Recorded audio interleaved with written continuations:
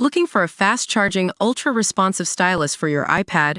Meet the 2X Fast Charge Active Stylus Pen, designed for 2018 to 2025 Apple iPads.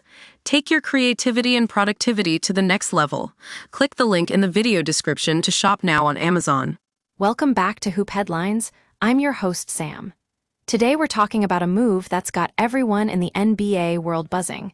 Inside the NBA is making the jump from TNT Sports to ESPN.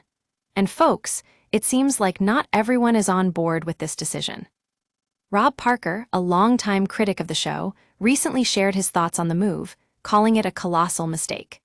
Now, Parker's got a point. When you're moving from a network that's basically synonymous with your brand to a new home, there's always a risk that things won't feel quite the same. I mean, think about it, American Idol used to be this huge deal on Fox, but after it made the move to ABC, it never quite recaptured its former magic. Parker thinks the same thing will happen with Inside the NBA on ESPN. He believes that without the unique dynamic of TNT Sports, where Shaq, Chuck, Kenny Smith, and Ernie Johnson were basically untouchable minus the occasional jab from Charles Barkley, of course, the show just won't be the same.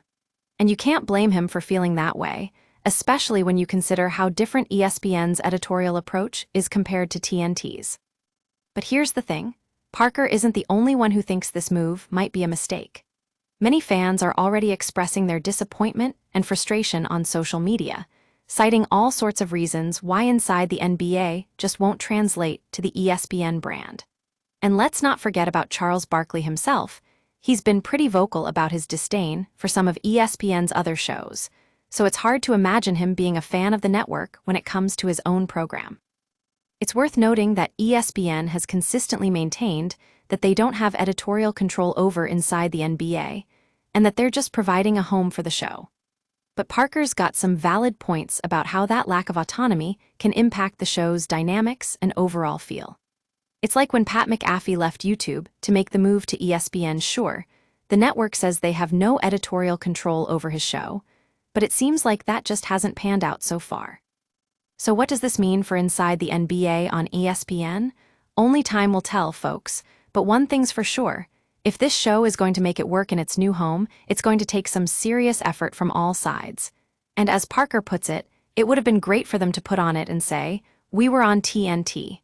We did something very special here." But now, I think they made a mistake. That's all for today, folks. Thanks for tuning in to Hoop Headlines.